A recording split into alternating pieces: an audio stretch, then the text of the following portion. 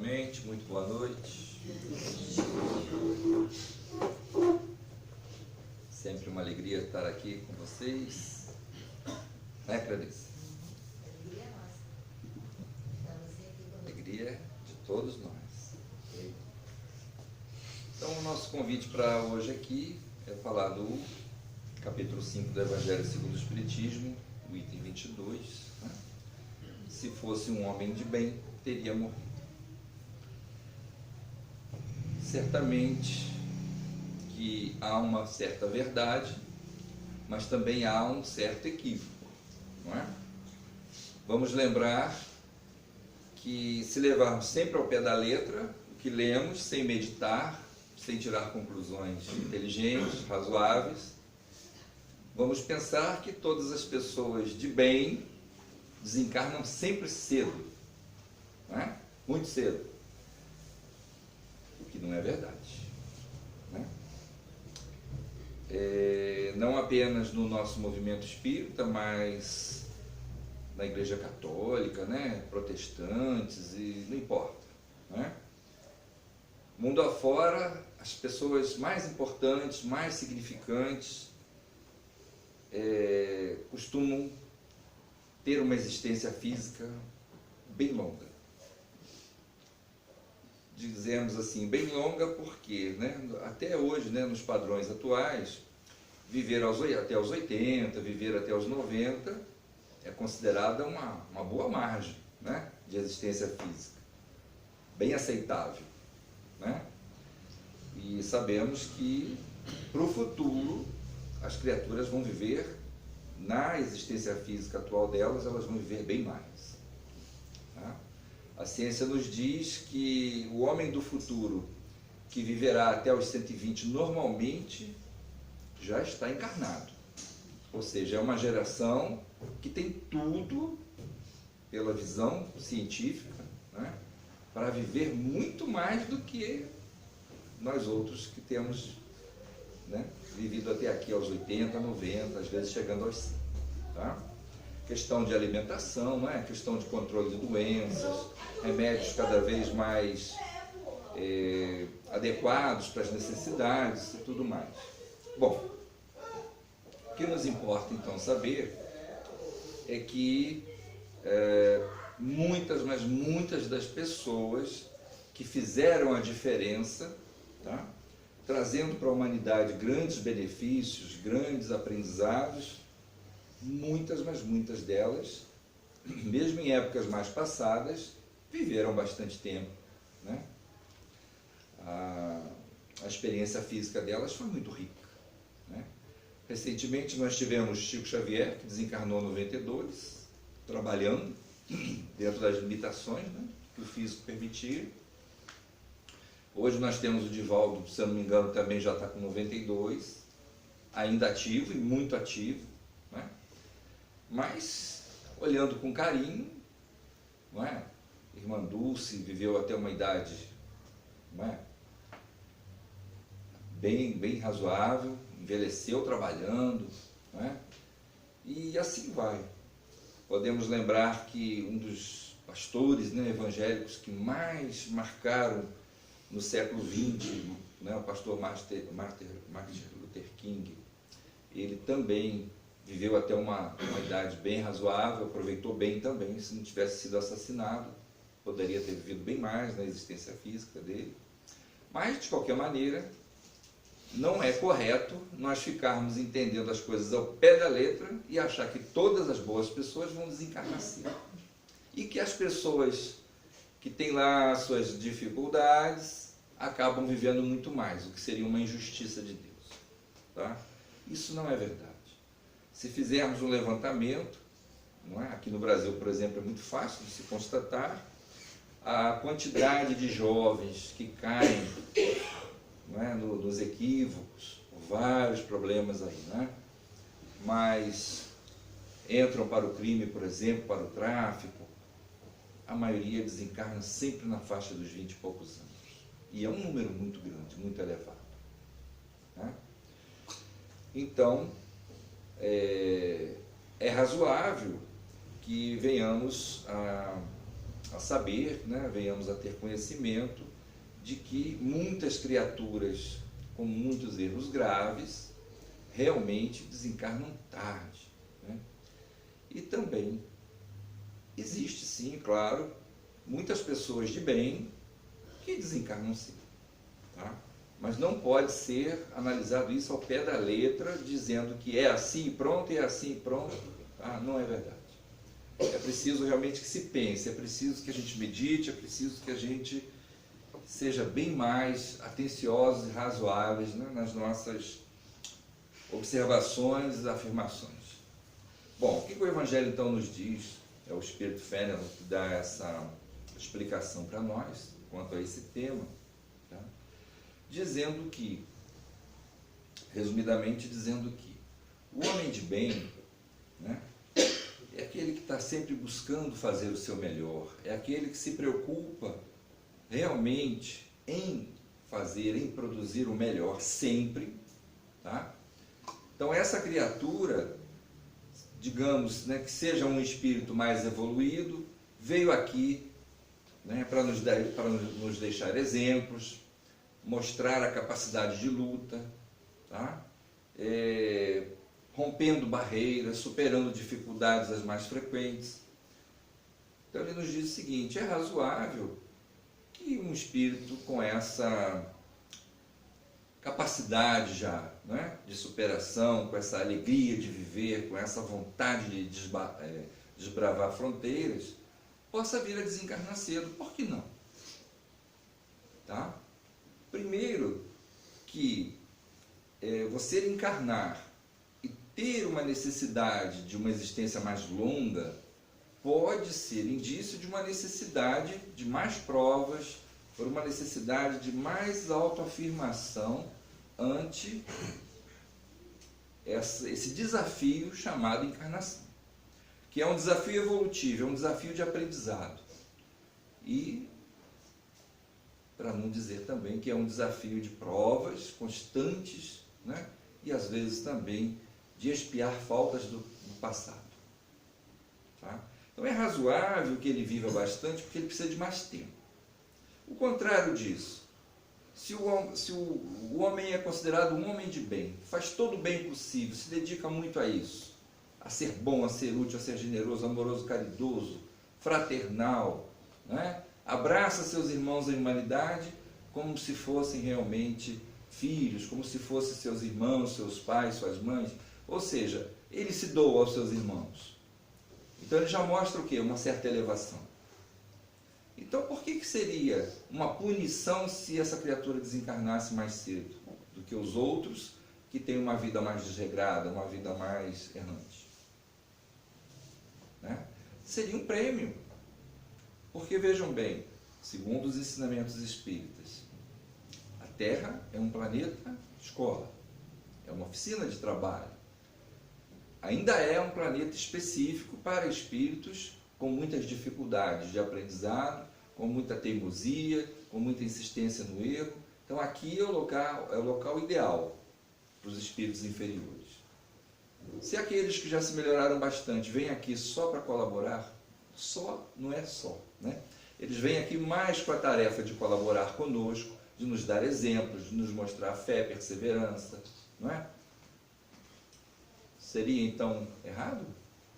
Desencarnou mais cedo, aos 20, aos 30, aos 40, dizer que é uma punição, que é um castigo, que está errado, que deveria viver mais tempo naquela existência? Por quê? Então, o Fenelon nos chama a atenção que, no nosso entendimento aqui atual, não é? Nós temos lá um presídio, por exemplo. Lá dentro tem aqueles prisioneiros que já estão se esforçando bastante, já estão buscando, não é, reorganizar seus raciocínios, suas vontades, suas determinações, estão se renovando, aproveitando aquela lição dolorosa da reclusão, do cárcere, estão repensando muito, estão trabalhando dentro de si uma mudança necessária para voltar à sociedade de forma adequada e equilibrada. Seria justo mantê-lo preso mais tempo? Se ele já cumpriu, pelo menos, o mínimo necessário da pena prevista em lei, e ele está fazendo todo o esforço, ele está se dedicando a uma melhora, seria justo? Todos nós queremos que ele fique lá mais tempo ainda. Seria justo? Seria justo ao caso contrário, aquele, né, que está revoltado ainda e cada dia mais revoltado, qualquer chance que tiver ele vai fugir, vai fazer besteira de novo, ou seja, ainda não está preparado, ele não quer, não se esforça para se reabilitar a uma vida social digna. Seria justo que ele fosse libertado cedo? Não. Sabemos que não. Né? Se ele não faz o esforço, se ele ainda representa um perigo para a sociedade, ainda é o melhor local. Pode ser que seja o melhor local para ele ainda, aquela reclusão. Mas o outro que já está se esforçando, o outro que se arrependeu, o outro que está revendo tudo, está seriamente disposto a uma mudança, é justo que ele fique lá? Não é? Então é para a gente pensar. Né? Se fôssemos fazer isso na prática, teríamos que avaliar caso a caso. Né? Não poderia ser assim, de qualquer maneira, uma análise. Mas, se fosse uma real necessidade de análise, teria que ser caso a caso, situação por situação. Mas, a grosso modo, nós podemos ver isso. O que já se esforça mais, né, para se reintegrar a uma sociedade, para se reintegrar ao convívio com seus outros irmãos e começar realmente a agir dentro, né, de um sistema de respeito, de fraternidade, de trabalho digno, tá? Ele deve voltar. Ele deve voltar, sim. Nada de mantê-lo recluso. Errou uma vez, não tem direito à reabilitação, não tem direito a um perdão, não tem direito a um recomeço? Claro que tem. Né? Então, justiça é para se pensar, não é? Vingança não é justiça. Então, vejam bem, quando nós, esquecendo agora o assunto, né, aprisionamento, vamos pensar que todos estamos livres, todos nós estamos pensando, agindo, trabalhando, produzindo, uns com um esforço maior, produzindo sempre algo de bom e crescente do bem. Outros não chegaram ainda a essa condição. Falham demais. Ainda se deixam levar muito pelo egoísmo. Né? Cometem atitudes que desonram a sua conduta, né? Mancham a sua conduta. Certo? Então seria da nossa parte correto, digno, fazer como muitas vezes falamos? Isso aí é um traste. Isso aí é um perigo. Não devia estar solto. Né? Se alguém vai, comete um crime contra aquela criatura, porque ela está em erro, muitos vão bater palmas e vão dizer, graças a Deus, já foi tarde. Né? Então são situações que realmente é para nós nos preocuparmos. Tá? Deus tem leis perfeitas. Tá? Não sabemos assim qual é a estrutura maior dessa lei, de quanto tempo essa lei é perfeita, de quanto tempo essa lei, né, vem sendo praticada no universo afora. Não temos conhecimento disso. Mas temos uma noção já muito boa de que as leis de Deus são perfeitas. Porque já podemos observar, podemos nos enriquecer com conhecimentos, principalmente a partir de Jesus, né, e agora com a doutrina espírita também, de que as criaturas vão se aperfeiçoando. Porque no íntimo de cada um de nós, não é?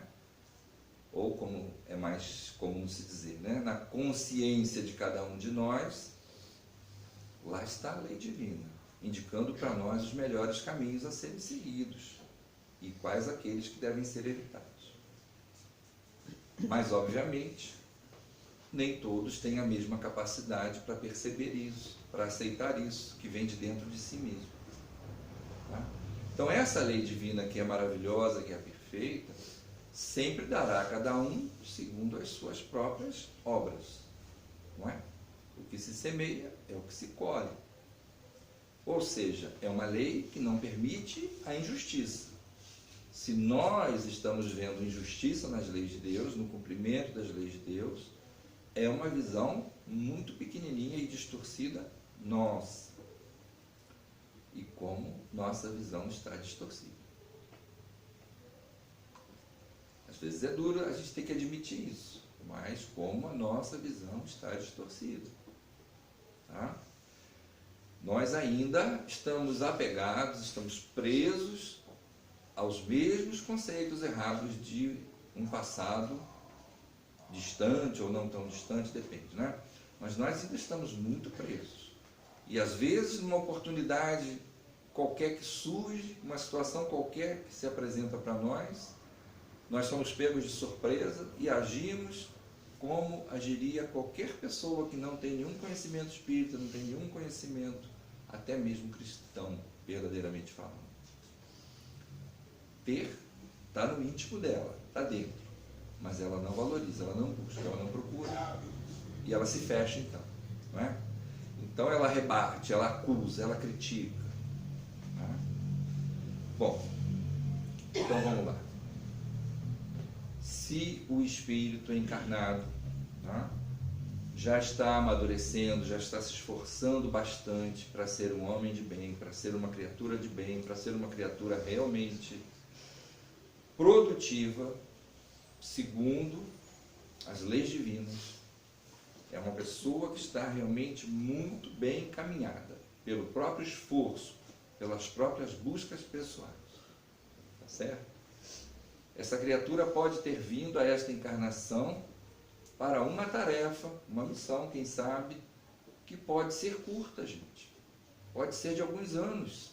Uma criança que morre aos 5, o outro que morre aos 15, o outro que vai morrer aos 20, o outro aos 35. Tá? Nós não sabemos exatamente cada detalhe de cada indivíduo, de cada situação. Mas podemos observar, né, podemos analisar o que essa criatura pensa, o que essa criatura fala, o que essa criatura produz. Porque o que ela fala e o que ela produz é de acordo com o que ela pensa. Tá? Então, podemos observar e tirar nossas conclusões. Então, está tudo ok? Foi uma criatura que realmente se dedicou muito a coisas melhores, a algo melhor, a algo bom? Então, não vamos reclamar, não vamos criticar Deus, suas leis divinas, não é? Porque aquela pessoa de bem desencarnou. Tá? Falando assim é fácil, né? Digamos que eu tivesse lá um filho que viesse a desencarnar aos 15 anos. Aí alguém poderia perguntar, né? Você, se fosse com seu filho, você ia estar pensando, ia estar falando a mesma coisa? Eu diria para vocês o seguinte: eu ia sentir a mesma dor que qualquer pai sentiria. Qualquer pai que amasse seu filho, eu ia sentir a mesma dor.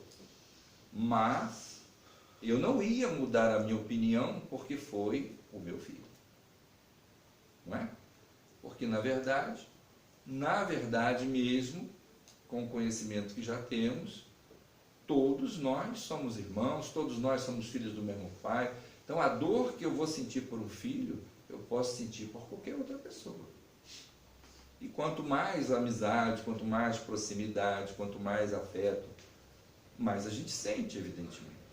Pessoas mais distantes, que você mal conhece, nem conhece, tá? Você, dependendo de como você vê a coisa acontecer, de como você ficou sabendo o que aconteceu, você sente. Mas não é a mesma coisa de alguém que está muito próximo. Não é verdade?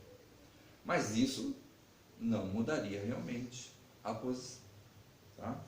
É fato, né, que muitos irmãos nossos espíritas, de muitos e muitos anos de trabalho ativo dentro do movimento espírita, quando passam por uma situação dolorosa, né, por exemplo, uma perda de um filho jovem, sofrem muito. Sofrem mesmo.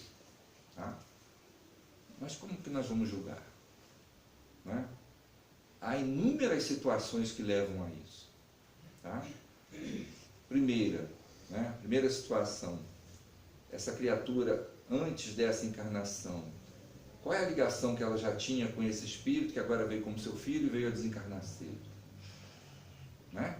Será que essa criatura não se comprometeu a ajudar esse espírito que veio como seu filho, tá, a uma série de situações e ele não conseguiu cumprir?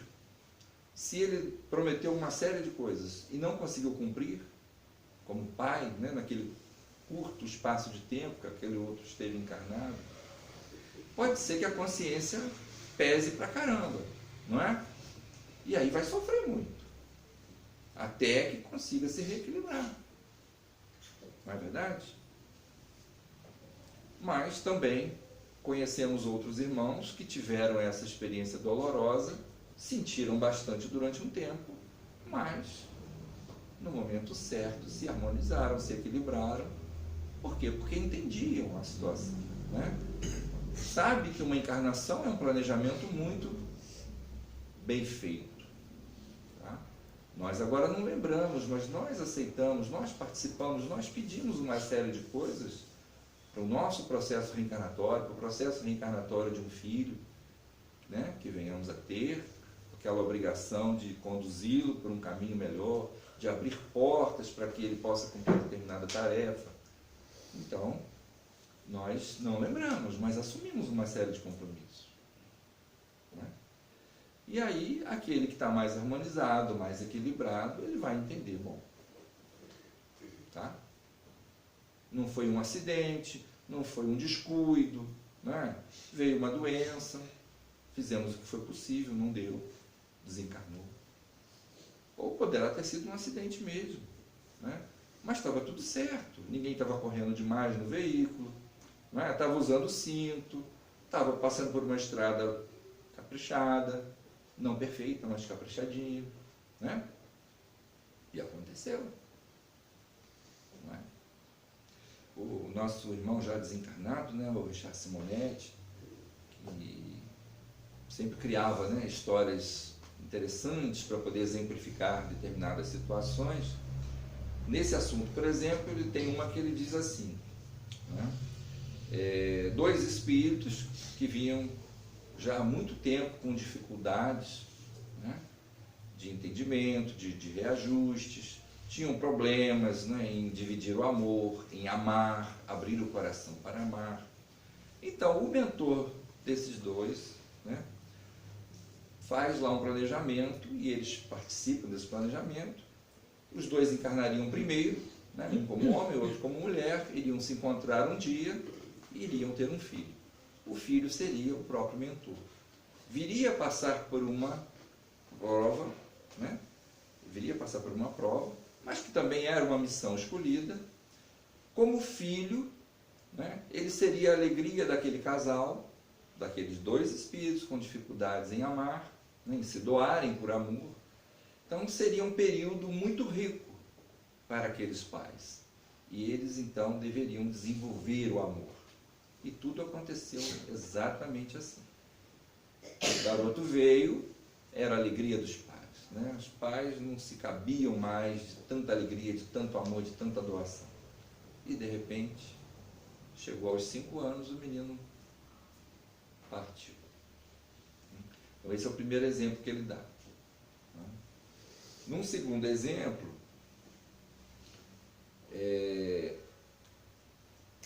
vamos deixar o segundo exemplo para depois, né? Vamos analisar um pouco melhor isso. Quantas vezes, tá? Quantas vezes, ainda que seja por uma missão de doação, tá? O espírito reencarna para se doar. Mas só que nesse processo de doação pode ser um algo que para nós é muito difícil, muito, muito difícil. Então a criatura já vai nascer, é uma criança muito doente. É aquela criança que vai depender de cuidados extremos o tempo todo. É aquela criança que, né, entre aspas, não vai dar sossego aos pais. Né? À noite, ao invés de estar todo mundo dormindo, descansando, tem que ter aquela vigília permanente, porque a criança precisa de cuidados permanentes. Doloroso. Né? Você começa a ver, olhar para o futuro, a imaginar como será o futuro, e você fica muito pessimista. Meu Deus, o que vai ser? O que vai ser dessa criança? Né? Vamos ter que alimentar uma esperança de que a medicina se desenvolva, que estude o problema dela, que ache uma cura, um tratamento que vai facilitar a vida dela, que vai melhorar, que vai isso, que vai aquilo. Você vai ficar naquela expectativa toda e vai ter que estar sempre correndo atrás.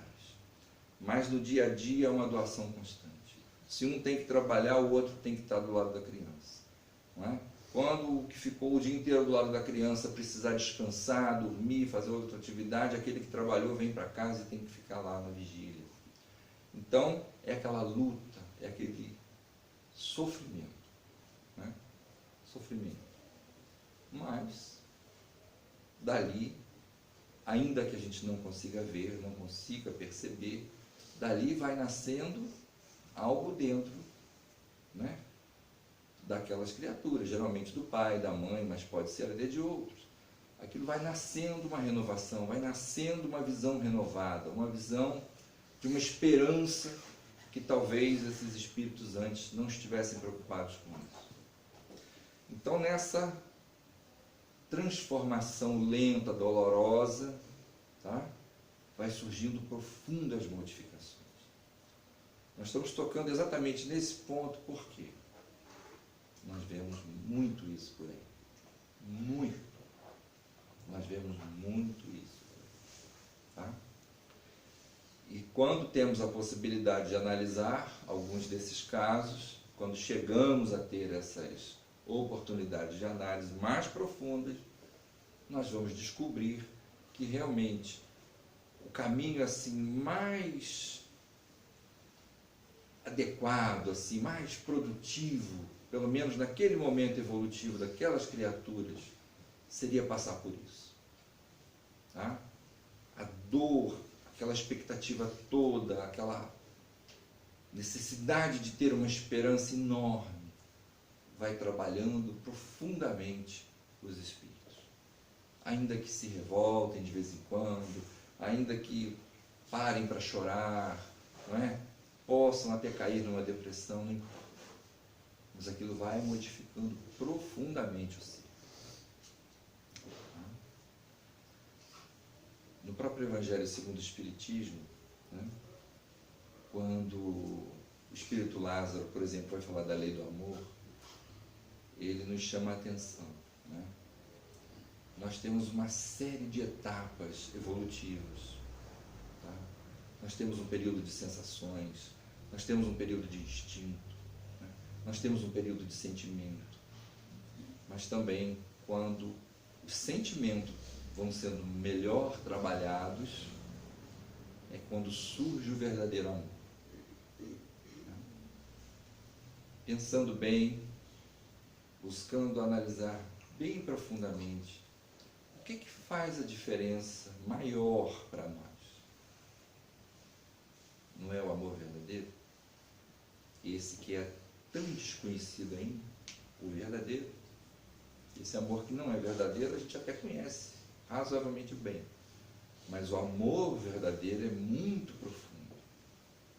É algo que vai sendo trabalhado em nós, por nós mesmos, ao longo de séculos e milênios. Tá? Então, esse amor verdadeiro, ele é trabalhado das formas mais complexas. Ele não cai do céu. Então, todos nós, espíritos, ao reencarnarmos, temos que passar por uma série de situações que, se soubermos aproveitá-las bem, vão nos dando os elementos para trabalharmos melhor esse amor, fortalecendo esse amor, nos enriquecendo desse amor, para sermos realmente criaturas que vivemos o amor.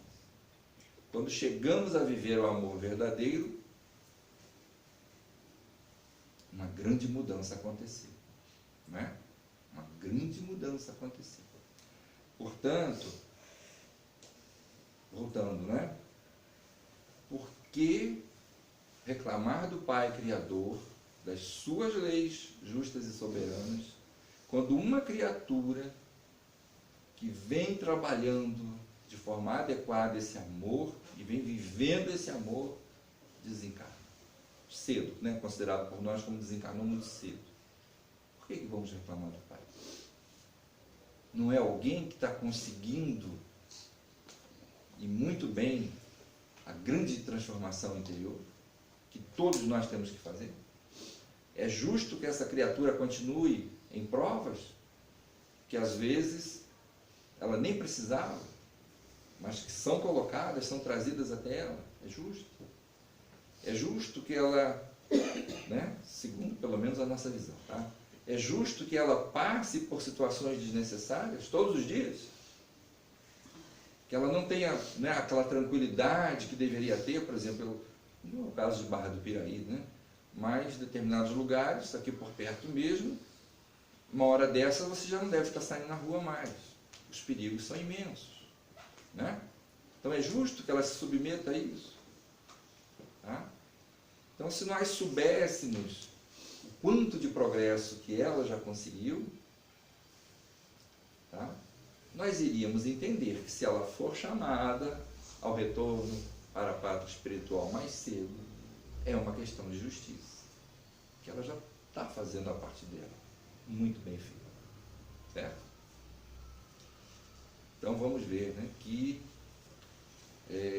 a nossa visão precisa mudar muito, tá? Não temos uma capacidade ainda adequada para fazer julgamentos críticos. Aliás, segundo Jesus, não devíamos julgar nunca, né? Porque senão atingimos ainda o verdadeiro potencial que temos, ainda estamos trabalhando ativamente, nos equivocando muito, nós não temos o direito de julgar ninguém. Porque se atirarmos a primeira pedra, estaremos em erro, né? Então, é necessário que a gente repense muito, muito, muito, tá? Antes da crítica, antes da reclamação, antes da lamentação, antes de exigir justiça, temos que pensar o quanto temos que nos melhorar, tá? Não é algo assim ridículo, não é algo assim errado pensar dessa forma, de jeito nenhum, tá certo?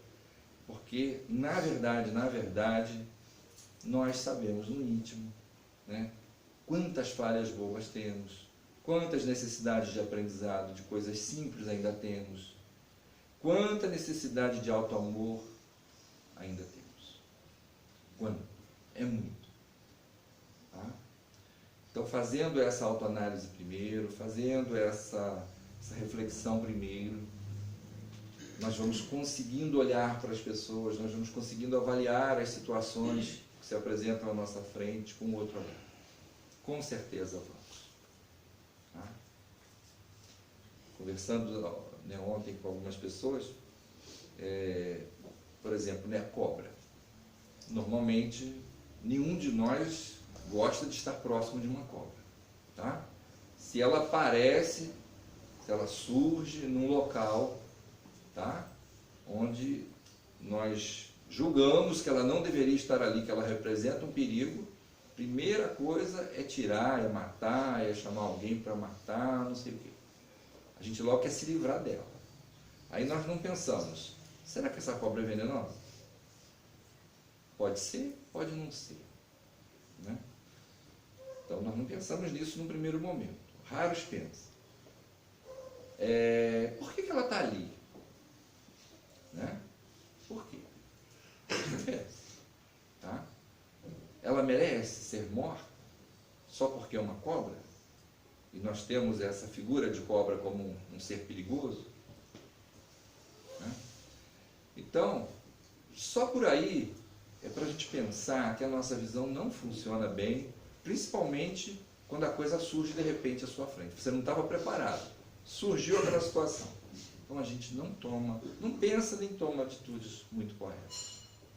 Tá? No mínimo, o mais correto seria deixar o bicho quieto. Da mesma forma que ele passou ali, de repente ele vai embora, ele some. Tá? Então logo pensar em matar, como a maioria faz, já é um absurdo completo. Já começa por aí. Né? Não, mas é perigosa. Já conheço aquela ali, é perigosa mesmo. Gente, se é perigosa mesmo, deixa ela quieta. Ou pelo menos tenta, de alguma forma, ver se é possível fazer, isolar o bichinho e chama aí, tem corpo de bombeiros que resgata, tem defesa civil, tem não sei mais o que aí, né? Depende da cidade, que pode ir lá e pegar o bichinho. Pelo menos corpo de bombeiro tem aqui, né? Vai lá e pegar o bichinho, não é? E vai levar para a mata fechada em outro local. Não é assim? Mas não é uma necessidade de se livrar do problema. Na verdade mesmo, nós é que fomos o problema. Não é? Fizemos um julgamento, tomamos uma decisão e fomos lá matar o bichinho. Ou se não matamos, joga pedra, tira um pedacinho de pau em cima dela para ver se ela foge, ou seja, agressão. Né? E um animal que quer viver. Simplesmente é um animal que quer viver. Tá certo? Não está fazendo nada contra ninguém, ele quer viver. E conhecimento que se tem, por exemplo, hoje, sabemos que só ataca quando se vê ameaçado. Se não se vê ameaçado, não ataca. Não é? Então nós temos que mudar muita coisa em nós. Não é? E o desrespeito, não é, a toda a criação divina é uma marca registrada do ser humano. Pelo menos nesse momento evolutivo em que estamos, a maioria esmagadora de nós ainda temos um desrespeito muito grande à criação do Pai. Não é? Então vamos pensar, vamos raciocinar um pouquinho. Enquanto houver desrespeito, tá certo? Nós vamos atropelar visões, pensamentos, atitudes. E vamos fazer errado. Vamos fazer errado, com certeza. Tá? Enquanto o egoísmo estiver muito forte dentro de nós, nós vamos querer resolver as coisas segundo o nosso ponto de vista, segundo nossos interesses. Esquecendo que todos têm os mesmos direitos. Não é verdade? Todos querem viver. Do animal, à planta, todos tiveram um início, terão um meio e terão um fim. Mas o processo é o mesmo para todos. Nasce, cresce, reproduz e morre, para que o ciclo continue, indefinidamente. Né? Então, se não houver respeito, entendimento seguro, nós vamos cometer muitos erros. Começa por aí. Temos que pensar nisso. Tá? Temos que mudar a nossa forma de ver e de lidar com as situações. Ok? Então, gente, como nos diz o Espírito Fé, tá? Tem um homem mau e um homem bom na vida, lá, vivendo seus dias normais. O homem bom desencarna primeiro. Então, olhando o homem mau, olhando o homem bom, vamos dizer, se fosse, né,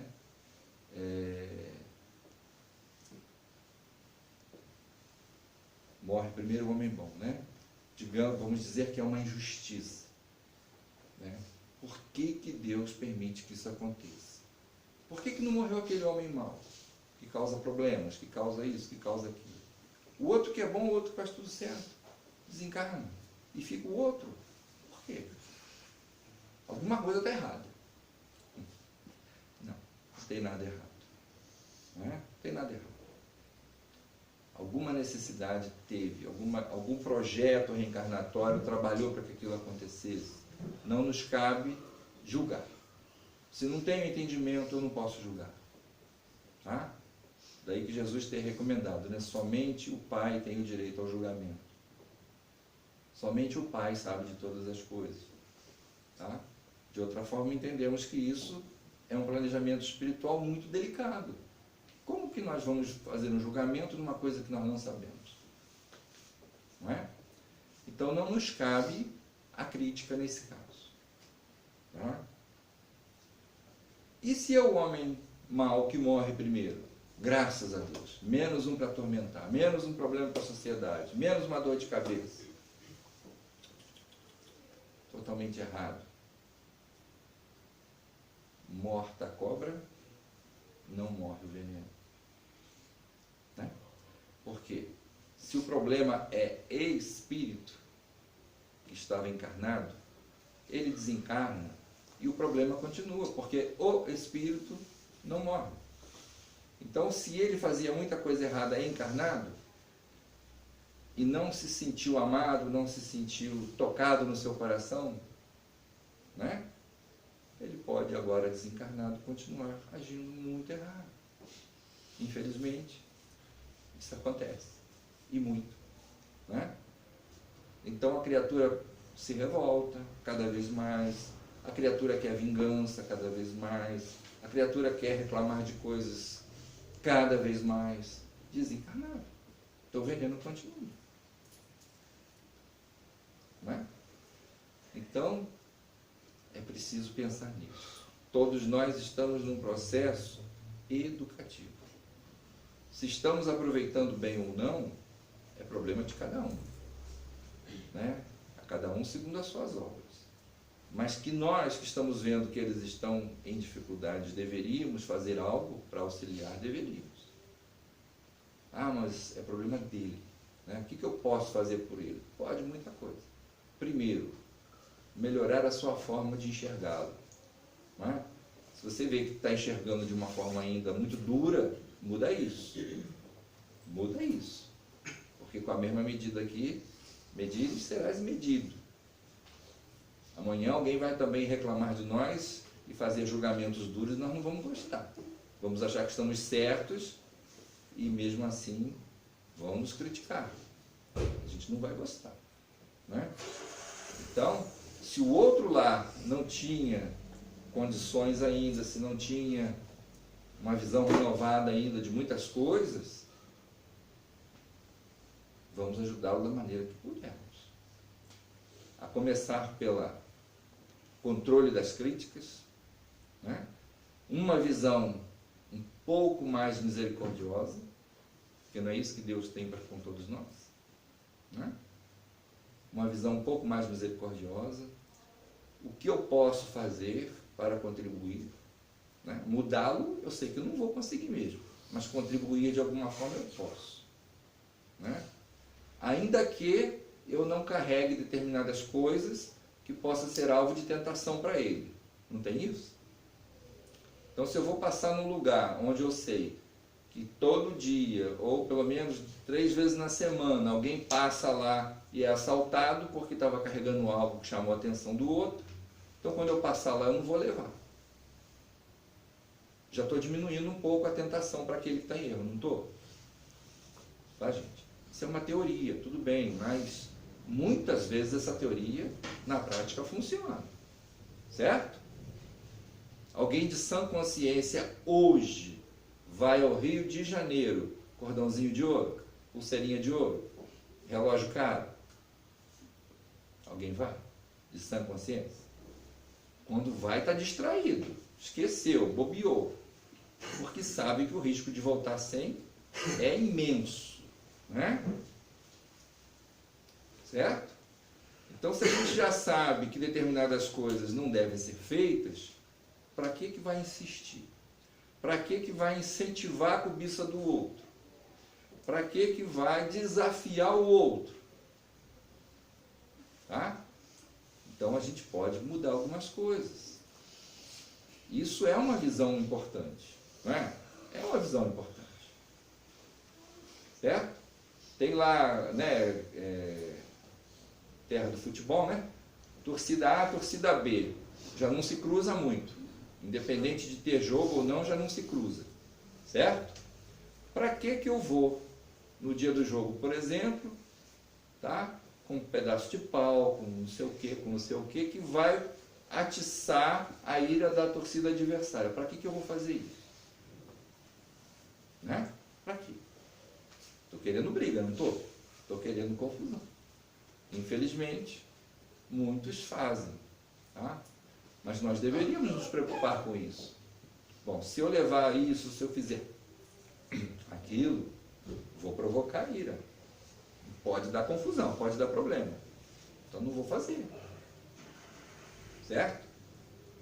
Mas quantas vezes a gente quer o desafio? Quantas vezes a gente quer o desafio? Bom, eu vou fazer. Se quiser briga, eu brigo. Se não quiser briga, não vai ter briga, mas eu vou fazer. Vou provocar. Ah, já sei que é perigoso, mas eu quero fazer. Quero ver, testar o meu limite, quero testar o limite do outro. Certo? Então a gente tem que mudar muita coisa. Tá? A paz que eu quero no mundo, eu tenho que fazê-la primeiro acontecer dentro de mim. Enquanto eu não fizer essa paz acontecer dentro, ou seja, fazer os meus sentimentos se elevarem a tal ponto para que seja um amor verdadeiro, as coisas lá fora não vão melhorar para mim. Né? Então, temos que pensar muitas coisas. Certo? Então, o verdadeiro homem de bem, ele se preocupa com os seus semelhantes, se preocupa consigo mesmo, ele faz tudo que está ao alcance dele para uma transformação. E quando ele está nesse patamar de conquistas, certo? A vida física dele aqui necessariamente não tem que ser longa. Mas se tiver no planejamento dele, vai ser. Como a gente está cansado de ver aí. Não é? Mas se não tiver, se foi realmente para viver um curto espaço de tempo, depois voltar novamente, mais rápido em outra tarefa, quem sabe? Não é? Quem sabe?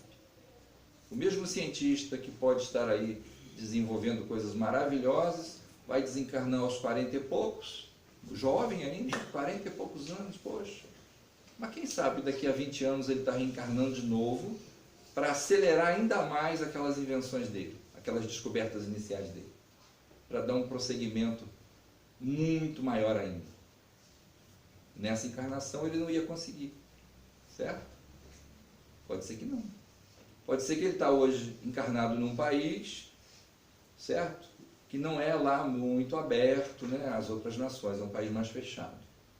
Então ele desencarna lá, 20, 30 anos depois ele reencarna em outro país onde as coisas são melhores, há mais respeito, há mais liberdade, e ele vai poder continuar com aquela primeira descoberta inicial, aperfeiçoando cada vez mais. E aí, nós vamos criticar Deus? Ou vamos bater palma para a sabedoria divina? Não é? Certo? Ao mesmo tempo, né, casos reais, é claro, nada inventado, ao mesmo tempo temos notícias de que muitos irmãos nossos de vários países, né, ao longo aí dos últimos 2 séculos, né, mesmo no século XX, tiveram encarnações onde erraram gravemente mesmo, desencarnaram em campos de batalha, por exemplo, aos 20 e poucos anos, aos 18 anos, como soldado raso, não é? E passados 10 anos, 15 anos, reencarnaram. Reencarnaram em situações dificílimas, nas mais difíceis provas. E como crianças subnutridas, desencarnando cedo. Como crianças subjugadas por guerrilheiros, subjugadas por governos ditadores, desencarnando cedo. Né? Provas ásperas, terríveis, expiações dificílimas, sim. Precisou desencarnar cedo.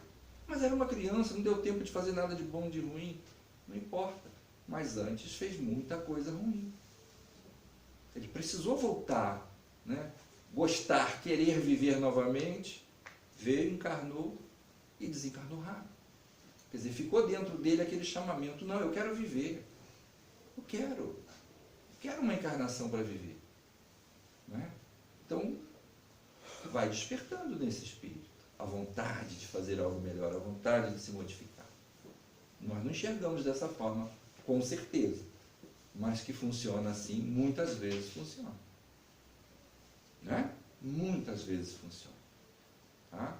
Pais maravilhosos que têm um filho lindo, chamou a atenção pela beleza, pela doçura, 2 anos, 3 anos, desencarna aquela criancinha. Nossa Senhora, Deus é terrível.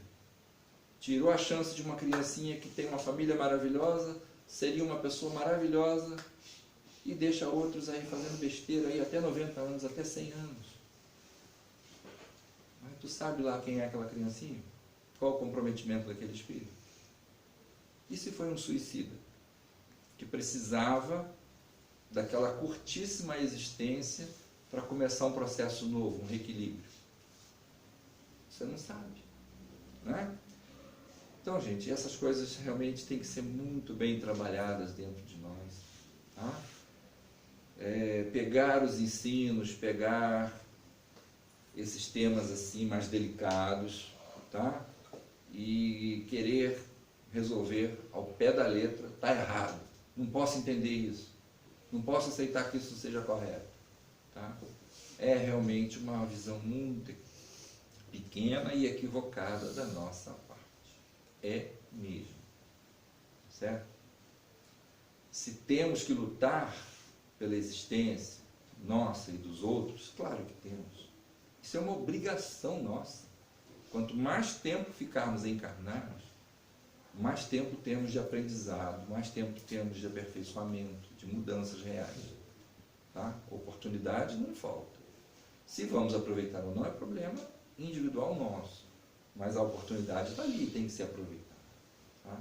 Então, que temos que valorizar realmente cada existência física nossa, temos, e lutar muito. Tá? Adoecer ou procurar recurso. Né? Se o problema é mais interior, vamos buscar na fé, na religião, no momento certo, no local adequado, onde nos sintamos bem, onde haja um chamamento interior mais forte, vamos atrás. Vamos fazer de tudo para vivermos melhor essa existência. Tá? Lamentar mortes, principalmente as prematuras, de pessoas boas, não vai ajudar absolutamente em nada. É uma consolação que a gente tem. Lamentar, chorar, né? É uma consolação. Mas cuidado, que ela pode ser muito egoística. Cuidado. Tá? Então, assim, lamentar é um direito. Mas cuidado, controla isso, observa isso melhor. Tá? E, principalmente, né? Tomar cuidado com essa questão do julgamento. Isso é uma falha muito cruel. Muito cruel. Tá? Julgar sem ter pleno conhecimento não dá certo. Não funciona. Tá? Não adianta. A gente se esconde atrás de algumas falsas verdades para justificar o nosso posicionamento. Mas não quer dizer que estamos corretos. Mesmo. Não quer dizer mesmo. Tá bom? Dizer que o centro aqui é pequeno, mas é bonito, é confortável, é vistoso, está sempre limpinho, caprichado. Beleza, é verdade. Não é? Agora dizer assim, nossa, né? Alguma coisa a Cleonice tem que fazer para manter isso aqui, não é possível, ela não pode ter esse dinheiro todo. Aí começa. Como é que ela faz? Deve estar tirando dinheiro de todo mundo aí, porque não é possível. Né? Aí começa. Né? Então, primeiro procurar saber, né, quanto tempo tem, qual foi o sacrifício, quanto tem sido de sacrifício para manter, como que funciona a colaboração, né? O que é mais controlado em termos de gastos, o que pode ser mais liberado em termos de gastos, onde estão os verdadeiros investimentos. Eu costumo dizer o seguinte: se as pessoas que vêm a uma casa espírita se sentem confortáveis interiormente, se sentem bem recebidas, não é? Tem sempre um abraço, tem sempre um sorriso, quando pergunta obtém respostas satisfatórias, quando está chorando tem um ombro amigo para consolar. Então essas pessoas são as que mais enriquecem a casa espírita, mais enriquecem, não com dinheiro, mas com alegria, com esperança, com boa vontade. Né? Porque vejam só, quando fazemos uma campanha onde o que mais conta é a boa vontade das pessoas, a campanha dá certo, funciona. Agora, quando fazemos uma campanha onde você tem que espremer um pouco as pessoas, obrigá-las, ou quase isso, né, a fazer o que elas não queriam, o que elas nem pensavam em fazer, é mais complicado. Vai gerar reclamação, vai gerar cobrança. Não é? Certa vez uma amiga me perguntou isso, né? O que eu faço? Eu gostaria de ajudar financeiramente, Mas como é que eu vou fazer isso?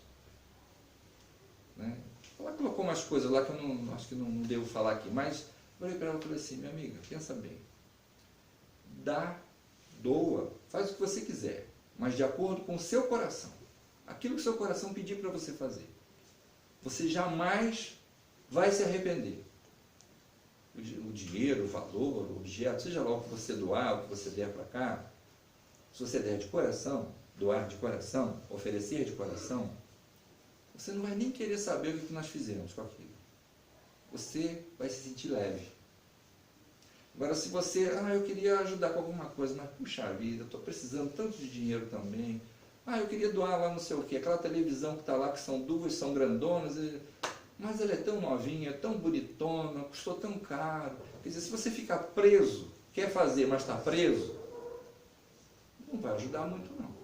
Tá? Materialmente você está ajudando. Mas e o que você agrega aquilo ali? Entendeu?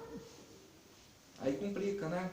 Então, né, Clarice, vamos olhar, né, já que aqui nós estamos numa casa espírita, né, a gente precisa se situar bem numa casa espírita, vamos olhar, tá, de uma forma bem mais leve, bem mais light. Né? O que eu posso fazer por essa casa bonitinha, aconchegante, que eu me sinto bem quando venho aqui? O que eu posso fazer?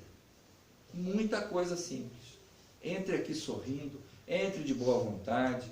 Tá? Se ouvir aqui dentro algo que não gostou muito, procure entender o porquê. Se não conseguir entender o porquê, deixa passar. Né? Quem sabe você esteja certo. Alguém falhou. Mas quem sabe você está errado. Você que não entendeu o que alguém falou, o que alguém fez. Tá? Tomei o passe lá, ao invés de me sentir bem, saí mal. Será que o que você realmente precisava era de um passe? Né? Será que aquele momento do passe não foi um momento de despertamento? Tem outra coisa errada com você? Não era o passe que você precisava? Gente, isso acontece. Né? Então, não fazer julgamentos, contribuir amorosamente, procurando sempre o ponto de equilíbrio. Tá? Ponto de equilíbrio é fantástico. Ninguém erra jamais quando busca o ponto de equilíbrio. Gente, que Jesus nos abençoe na nossa caminhada, no nosso entendimento, tá? Nas nossas buscas, tá certo? É sempre importante dizer, Deus quer, Deus concede, Deus tira. Mas antes de tudo isso acontecer, Deus deixa conosco a busca, o aprendizado, a lição, a tomada de decisões, a livre escolha, certo? Antes de tudo, Ele deixa conosco. Esse é o processo educativo do Pai Criador. Deixar que nós cresçamos com o nosso próprio esforço. Tá? Se estou analisando as coisas hoje errado, eu tenho que pensar um pouco melhor, mudar isso aí, eu vou conseguir, eu vou fazer. Tá? E esquecer essa coisa de que Deus pune, Deus castiga, que Deus me tirou a chance, que Deus... Nada disso. Tudo isso é bobagem. Tudo isso é bobagem. Tá? O Pai vai te ajudar sempre. Você pedindo ou não pedindo. Ele vai te orientar sempre. Você pedindo ou não pedindo. Ele vai te esclarecer sempre. Você pedindo ou não pedindo. Agora, quando você entende que precisa dele, você vai fazer a sua parte e vai pedir o amparo dele. É isso que precisamos. Tá? Então, Pai, eu não sei entender determinadas situações. Me ajude. Vou continuar na luta de aprendizado, mas me ajude. Ótimo. É assim que vai funcionar. Tá bom, gente? Vamos fazer então a nossa prece final. Pai querido, é sempre muito bom nos reunirmos, conversarmos, expormos ideias. Ouvindo essas ideias, Senhor, fazemos as nossas próprias avaliações, análises, conosco mesmo. Quando temos, Senhor, o medo, a vergonha de expor a nossa forma de pensar e de agir, é porque temos certeza que não estamos seguros quanto às qualidades que essa forma de pensar e agir já possui. Sabemos que tem falhas, que temos essas falhas. Mas tudo isso, Pai, não é motivo nenhum de sofrimento, de angústia e de fuga. É motivo, sim, Pai, de querermos estar à frente, repensando, refazendo, reconstruindo. É esse o ponto que precisamos conquistar definitivamente. Se agora eu não consigo fazer melhor, amanhã eu vou continuar insistindo e com certeza algo melhor conseguirei. Pois até aqui tem sido assim, porque senão nós não teríamos atingido esse momento evolutivo tão importante, tão maravilhoso, que inclusive está, Pai, nos levando a essa grande transição planetária, que é uma transição interior de cada um de nós. Saindo de uma fase de muito mais erros, de muito mais enganos, de muito mais ignorância, para entrarmos numa fase maior de conhecimento, de amor, de justiça, de caridade. Jesus, mestre, amigo, irmão, pastor, amoroso de todos nós, fique conosco, abençoe o trabalho dessa casa, abençoe, Senhor, cada atividade aqui realizada, cada trabalhador, do diretor da casa ao mais simples cooperador das atividades mais comuns e corriqueiras, porque todos fazem um trabalho importantíssimo para que o conjunto seja o mais harmônico, o mais favorável possível às nossas necessidades. Muito obrigado, Pai, muito obrigado, Jesus, e a toda a espiritualidade amorosa dessa casa bendita, abençoada, erguida com sacrifício, mas erguida por amor verdadeiro. Que assim seja. Que assim seja.